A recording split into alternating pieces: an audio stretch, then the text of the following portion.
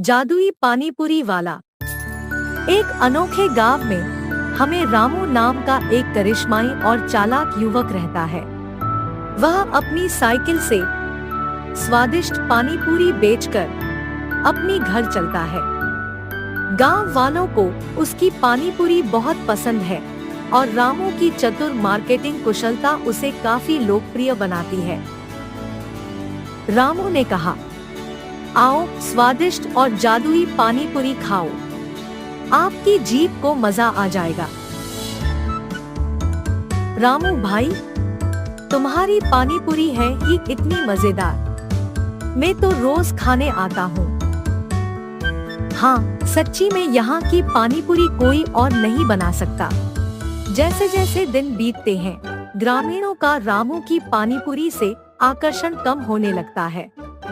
व्यवसाय धीमा हो जाता है और रामू अधिक ग्राहकों को आकर्षित करने के लिए नए विचारों पर विचार करना शुरू कर देता है। रामू पानीपुरी की नई किस्मों के साथ प्रयोग करते हैं, जैसे उन्हें स्वादयुक्त शीतल पेय से भरना और उन्हें अद्वितीय बनाने के लिए दही मिलाना।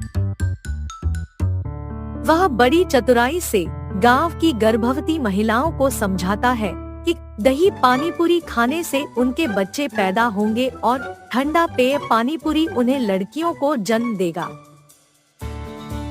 महिलाएं, आपके लिए खास सरप्राइज देखो, यह ठंडी कुल्फी पानीपुरी और यह दही वाली पानीपुरी, इन्हें खाने से एक जादुई अनुभव मिलेगा।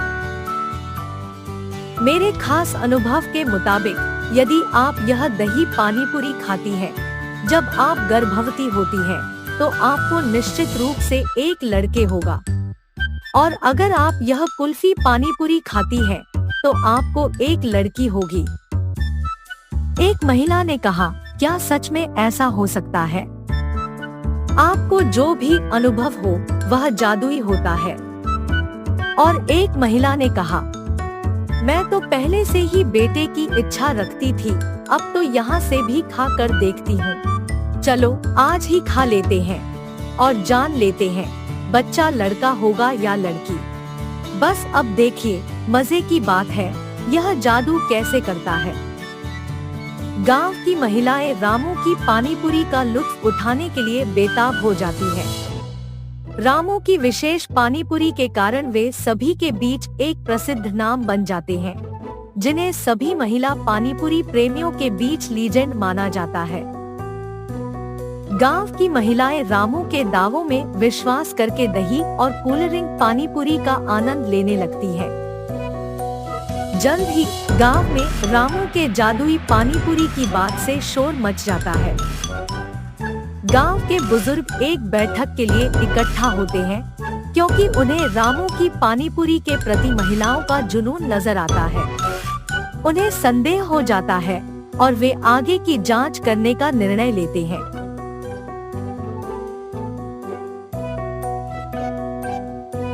ये सब तो बस चाल है। रामू ने हमें धोखा दिया है और हमें अपने नए पानीपुरी विकल्पों से बेवकूफ बना दिया है। हम रामू की परीक्षा करने का निर्णय करेंगे। उसे सच्चाई और ईमानदारी की पहचान होगी। हम थक गए हैं, रामू हमें धोखा दे रहा है। हमें उसको गांव से निकालना चाहिए। अभी हमें विचार करने का समय है। हमें ध्यान रखना चाहिए कि हम उसे भविष्य में धोखा न दें और उसकी इस गलती से सीख लेना चाहिए।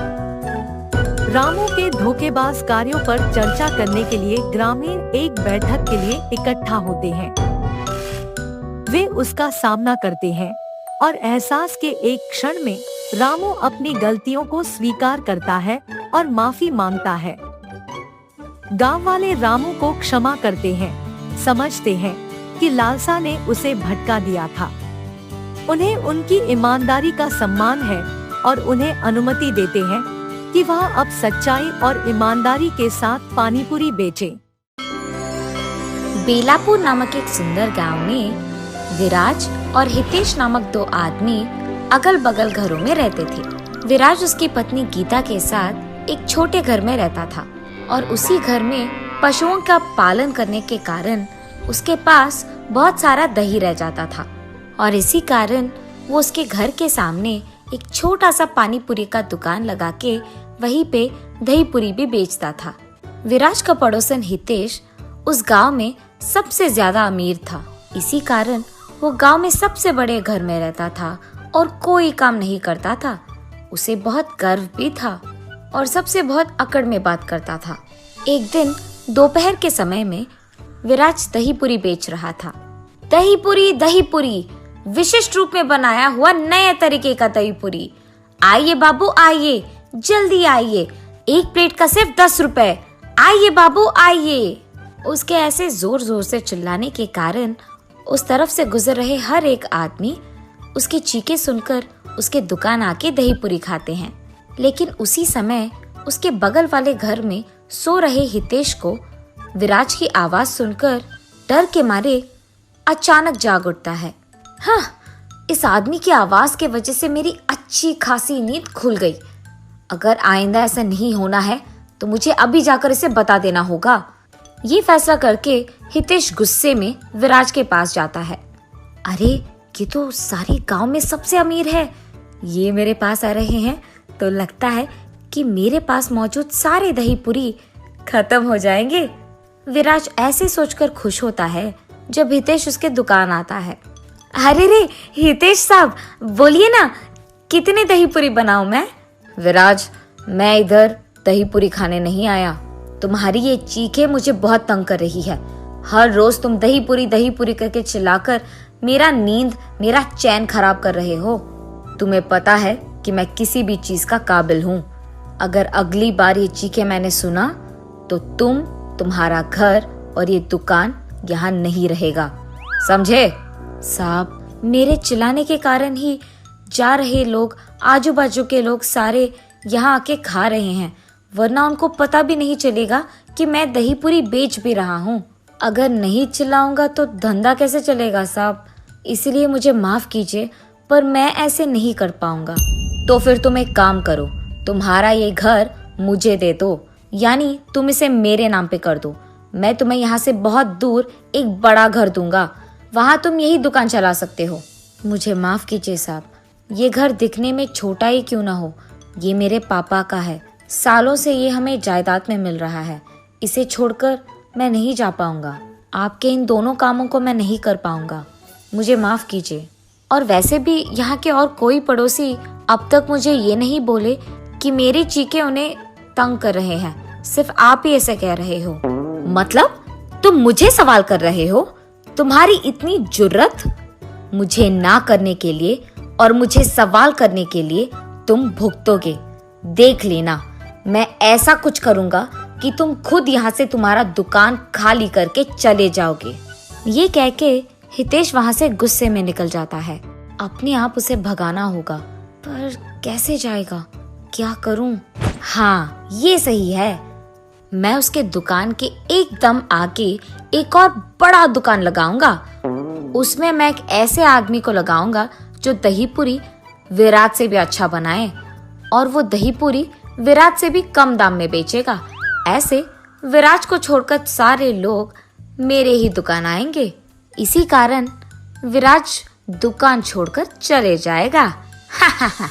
ये फैसला करके वो दूसरे ही दिन विराज के दुकान के ठीक सामने एक बड़ा सा दुकान लगाता है। उसमें एक बहुत अच्छा दही पूरी बनाने वाला और वहाँ के ग्राहकों को बैठने के लिए कुर्सियों की इंतजाम भी करता है। और उस दही पूरी का दाम भी विराज से कम ही होता है। विराज की दुकान से कम दाम होने के कारण उस गांव के सारे लोग दही पूरी खाने के लिए हितेश के दुकान ही जाते हैं और विराज के दुकान को जाना बंद कर देते हैं। ये देख हितेश खुशी से पगला जाता है। ऐसे कुछ दिन बीत जाते हैं। एक दिन विराज देखते ही रहता है कि सारे ग्राहक उसके दुकान आए बिना हितेश के दुकान ही जाते रहते हैं। हितेश ने सिर्फ जीतने के लिए ये सब किया है। मेरे दुकान के ठीक सामने उसका एक बड़ा दुकान लगाकर उसमें एक बावर्ची लगाकर कुर्सियां लगाकर दाम को कम करके दही पूरी बेच रहा है, ताकि सारे ग्राहक सिर्फ उसके दुकान जाए और मेरे यहाँ नहीं आए। ऐसे ही करने दूंगा उसे तो वो जीत जाएगा। मुझे कुछ तो भी करके अपने और ग्राहकों को बढ़ाना होगा। मगर कैसे? अरे हाँ, हितेश की दुकान सभी इसीलिए जा रहे हैं क्योंकि उसके यहाँ दही पूरी का दाम कम है। अगर मैं उसके दाम से भी कम करूँगा तो सारे ग्राहक मेरे ही पास आ जाएंगे वापस। हाँ, ये अच्छा विचार है। ये फैसला करके वो अगले दिन से हितेश के दुकान से कम दाम में दही पूरी बेचने लगता है। ये बात सुनते ही गांव के सारे लोग विराज की दुकान जाना वापस शुरू कर देते हैं और हितेश की दुकान जाना बंद। ये बात सुनते ही हितेश क्रोधित हो जाता है और गुस्से में ये फैसला लेता है कि उसके दुकान में दही पूरी वो सबको मुफ्त में दे देगा। जैसे ही गांव वासियों को पता चलता है कि हितेश के दुकान में सारे दही पूरी मुफ्त के हैं तो सारे वही चले जाते हैं। इतना कि हितेश का दुकान भीड़ित हो जाता है और विराज के दुकान कोई नहीं जाता है। हितेश तो अमीर है और अमीर होने के कारण उसको उसके दुकान में मुफ्त दही पूरी देने से कोई फर्क नहीं पड़ेगा। लेकिन मैं तो ऐसे नहीं कर पाऊंगा ना।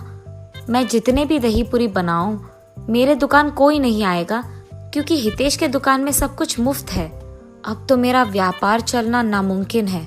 लेकिन मुझे दही पूरी बनाने के अलावा और कुछ नहीं आता। मैं क्या करूं? इस मुसीबत का हल कैसे ढूंढूं? मैं क्यों डरूं? मैं कुछ गलत नहीं कर रहा हूं। मैं भी देखूं तो सही कि ऐसे मुफ्त में कितने दिन कितने दही पूरी दे देगा। एक ना एक दिन उसके दुकान में दही पूरी खत्म हो जाने के कारण तो कोई ना कोई मेरे दुकान आ ही जाएगा। इसलिए मैं दही पूरी बेचना बंद नहीं करूंगा। हर रोज मैं अपना दुकान खुला ही रखूंगा। एक ना एक दिन तो लोग आएंगे ही। तब से वो ठान के हर रोज कम मात्रा में दही पूरी बनाने लगता है। ऐसे कुछ दिन बीत जाते हैं। इस दुकान का मालिक एक बहुत अमीर आदमी होने के कारण वो सबको मुफ्त में खिला रहा है और ये सब वो उसके पड़ोसी को हराने के लिए कर रहा है। लेकिन मुफ्त में खाना देने के कारण यहाँ बहुत भीड़ित रह रहा है। बहुत सारे लोग आ रहे हैं। ऐसे ही चलता रहा तो एक ना एक दिन उसका सारा जायदाद, सारे पैसे सिर्फ सबको मुफ्त दही पूरी देने में खत्म हो जाएंगे और उसे पता भी नहीं चलेगा। और इतना ही नहीं, रात के समय में तो मालिक दुकान में रहता ही नहीं है तो उसे पता भी नहीं चलेगा कि मैं कितनी दही पूरी को बेच रहा हूँ। तो मैं आज से एक काम करूँगा, इसको यही कहूँगा कि मुझे सामग्री लेने के लिए पैसे चाहिए। मैं कम मात्रा में सामग्री लेकर बाकी पैसों को अपने पास रख लूँगा। यही अच्छा वक्त है, उसे पता भी नहीं चलेगा। इसी बहाने मैं कम से कम पैसों का बचत करूँगा। उसके विचार के मुताबिक ही वो अगले दिन से हितेश को झूठ बोलता था और सामग्री के लिए ज्यादा पैसे लेता था। वो कम पैसों में सामग्री खरीदकर बाकी पैसे उसके पास रख लेता था। ऐसे ही चलने के कारण एक दिन कम मात्रा में सामग्री लाने के कारण बहुत जल्दी दही पूरी खत्म हो जाते हैं और इसीलिए जो भी हितेश के दुकान आता है बावर्ची यही कहता है कि दही पूरी आज के लिए खत्म हो गए हैं। जब ग्राहकों को ये बात पता चलता है वो निराश होकर हितेश के दुकान से बाहर निकलते हैं और ये सब विराज देखता है। उसे किसी की बातें भी सुनाई देते हैं कि हितेश के दुकान में दही पूरी खत्म हो गया है। इसी मौका को देख विराज एकदम से चिल्लाने लगता है, दही पूरी, ताजा ताजा दही पूरी, आइए बाबू आइए। ठीक तभी विराज की चीखें सुनकर वहां से जा रहे ग्राहक मुड़कर उसके दुकान आके दही पूरी को खरीद के खाते हैं। ये देख विराज बहुत खुश होता है। भगवान करे कि कल भी ग्राहक ऐसे ही मेरे दुकान आके खाए। मन में ऐसे सोचकर विराज उस दिन दुकान बंद करके खुशी खुशी उसके घर जाता है। अगले दिन भी ऐसे ही हितेश के दुकान में वापस पानी पूरी खत्म हो जाने के कारण सभी विराज के दुकान में ही दही पूरी खाने आते हैं।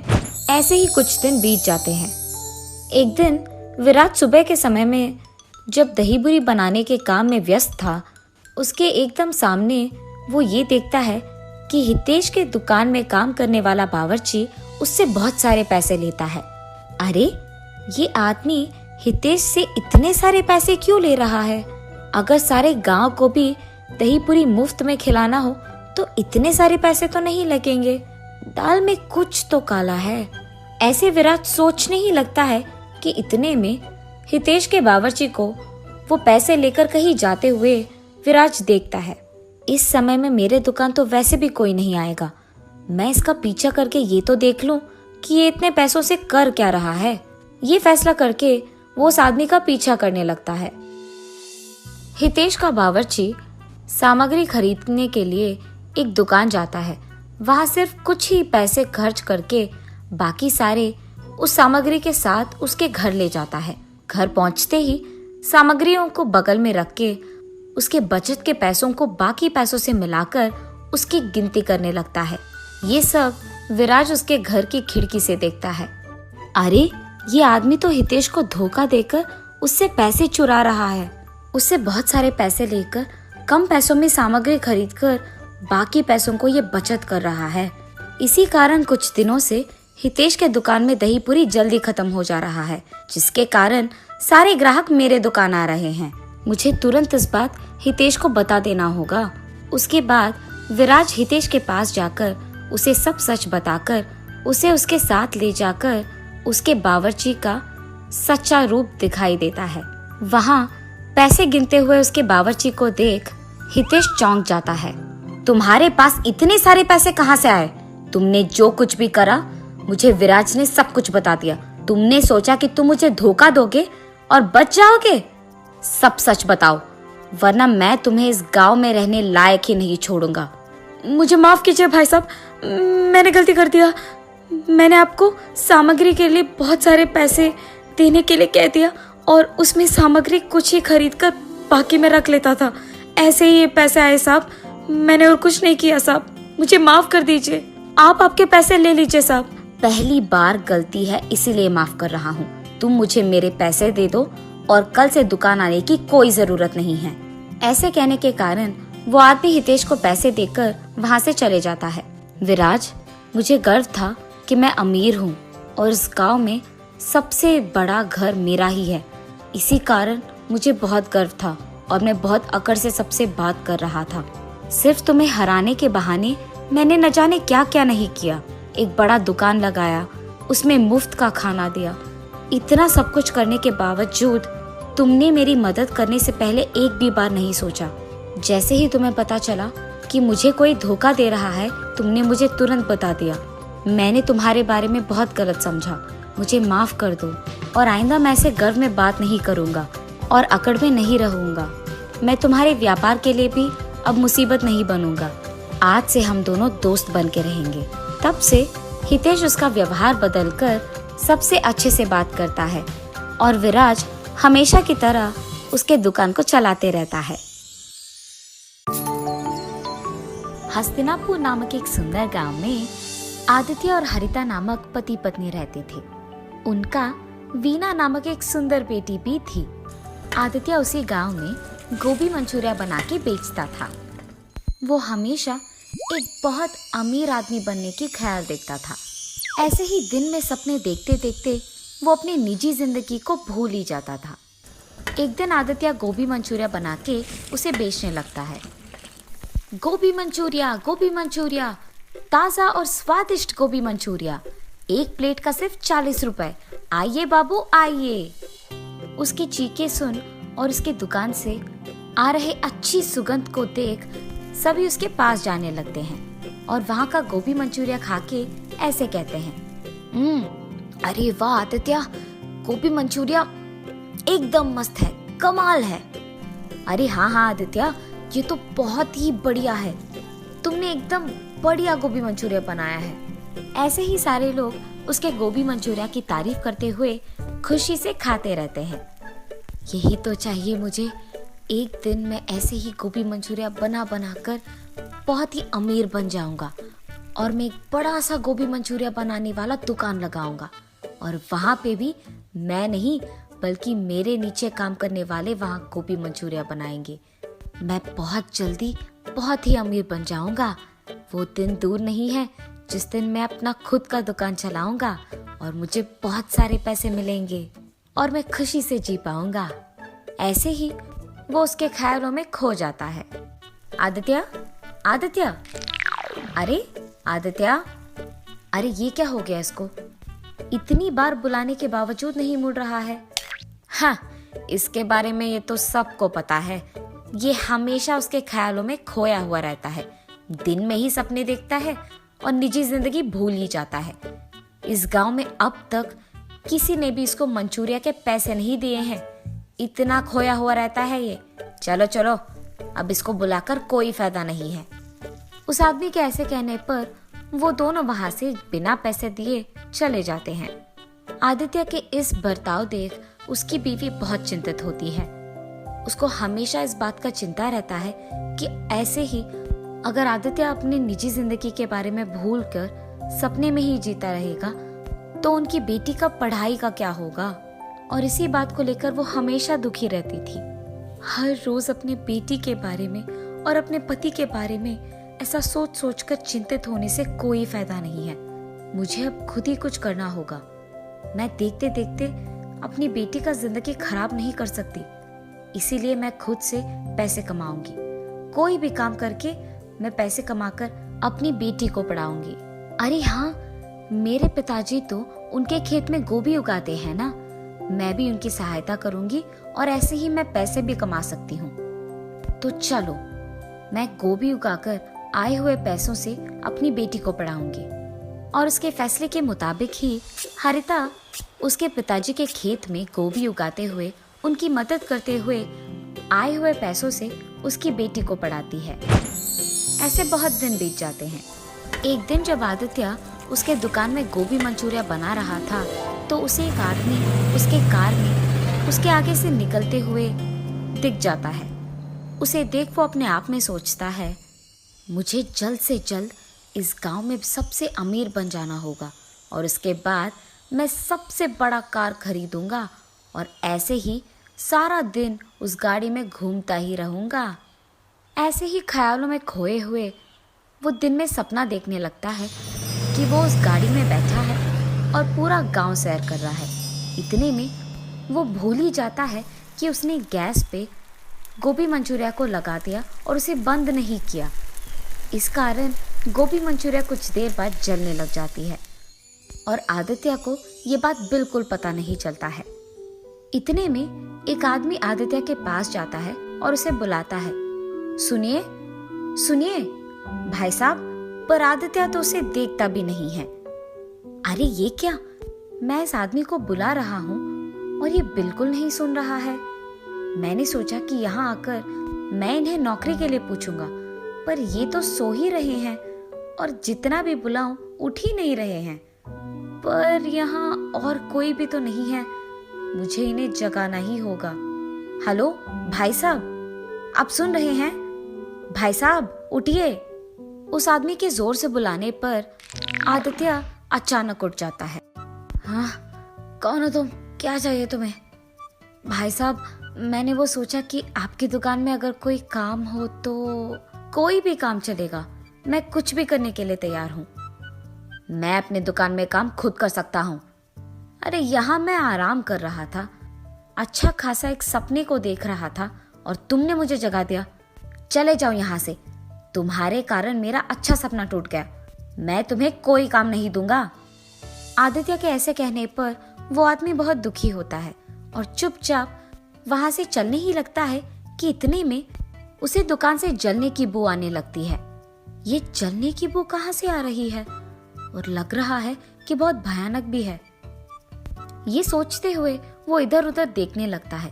इतने में उसको दिख जाता है कि ये बू आदित्य की दुकान से आ रही है और तुरंत वो आदित्य के पास जाकर कहता है, अरे भाई साहब, लगता है कि आपने बहुत मेहनत करके ये गोभी मंचूरिया बनाया है, पर आपने गैस बंद नहीं किया। शायद आप भूल गए होंगे। क्या? मैंने गैस बंद नहीं किया?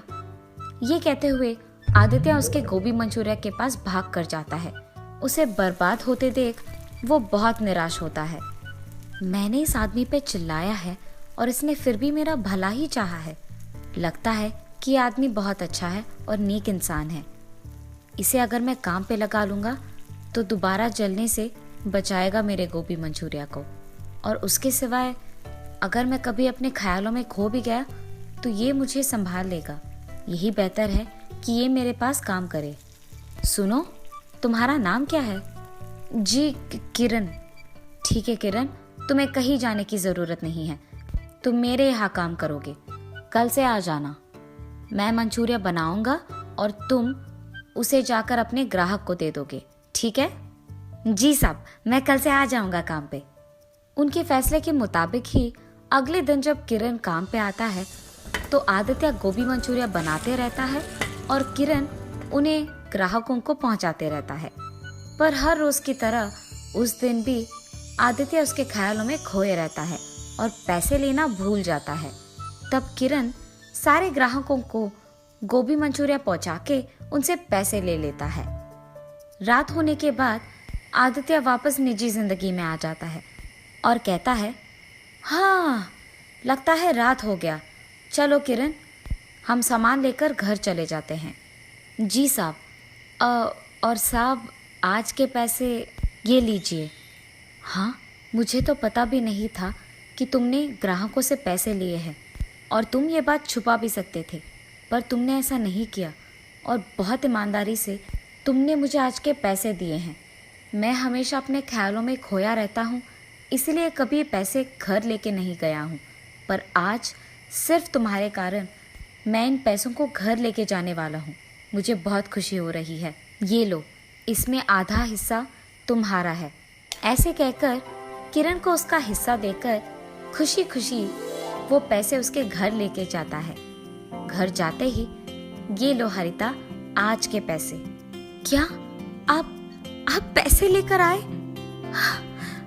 मैंने तो सोचा ये दिन कभी नहीं आएगा जी, मुझे आज बहुत खुशी हो रही है।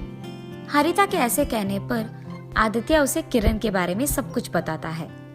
भगवान का लाख लाख शुक्र है कि आपको काम में मदद करने के लिए एक ईमानदार और नेक इंसान मिल गया।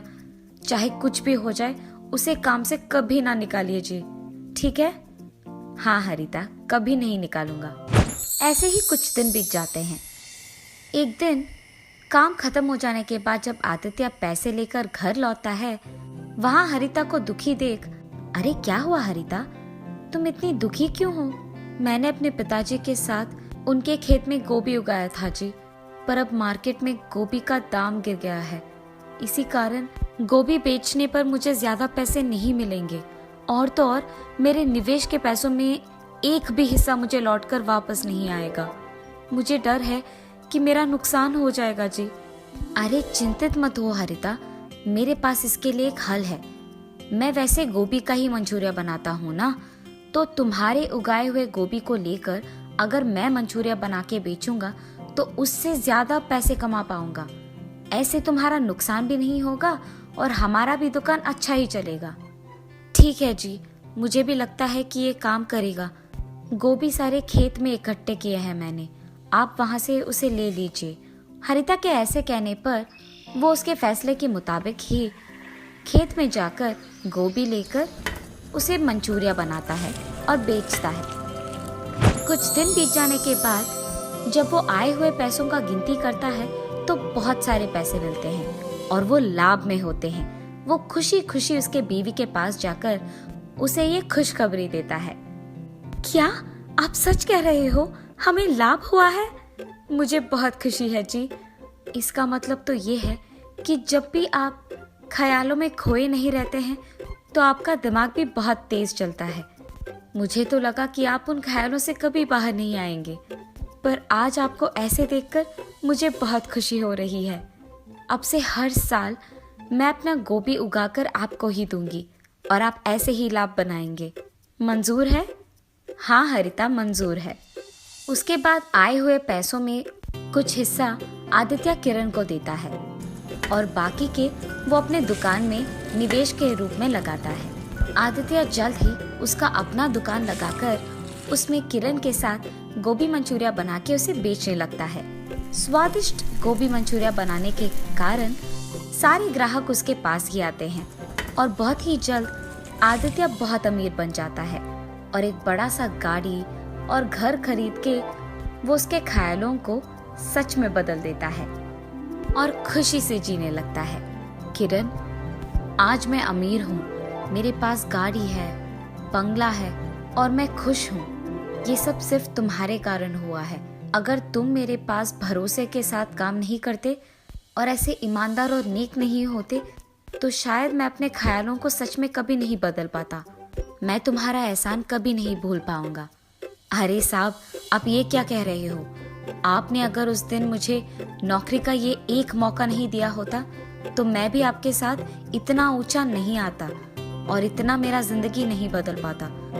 आज मेरी इस खुशी का कारण आप हैं। मुझे आपको धन्यवाद कहना चाहिए उस एक मौके के लिए। आदित्य को जल्द ही उसके गलती का एहसास होता है। ख्यालों में खोकर निजी जिंदगी को भूलना अच्छा नहीं है। ये जानकर वो तब से दिन में सपने देखना छोड़ देता है। किरण और आदित्य दोनों साथ में काम करते हुए हमेशा की तरह खुश रहते हैं।